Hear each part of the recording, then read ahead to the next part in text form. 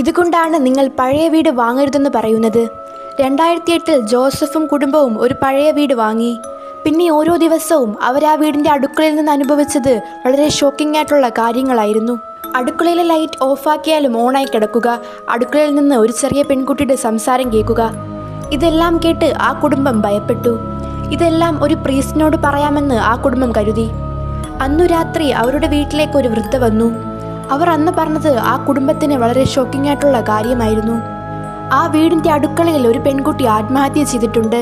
അന്നു മുതൽ ആ വീട് കാരണം ആ ഗ്രാമം ഒരുപാട് ബുദ്ധിമുട്ടി. അന്ന് ആ ഗ്രാമവാസികളെല്ലാവരും കൂടെ ചേർന്ന് പ്രേതങ്ങളെ പിടിക്കുന്ന ആളെ ഗ്രാമത്തിലേക്ക് കൊണ്ടുവന്നു. പിന്നീട് ആ കുടുംബം ആ വൃദ്ധയിൽ നിന്ന് കേട്ടത് ഒരു ഷോക്കിംഗ് ആയിട്ടുള്ള കാര്യമായിരുന്നു. ആ പ്രേതങ്ങളെ പിടിക്കുന്നയാൾ ആ ഗ്രാമത്തിനോട് പറഞ്ഞു, ആ ആത്മാവിന് ഒരു കുടുംബത്തിനെ ബലി കൊടുക്കണം. അതിനായി നാട്ടുകാർ തിരഞ്ഞെടുത്തതായിരുന്നു ജോസഫിൻ്റെ കുടുംബം. ഇത് കേട്ട ആ കുടുംബം അപ്പോൾ തന്നെ അവിടെ നിന്ന് പോയി.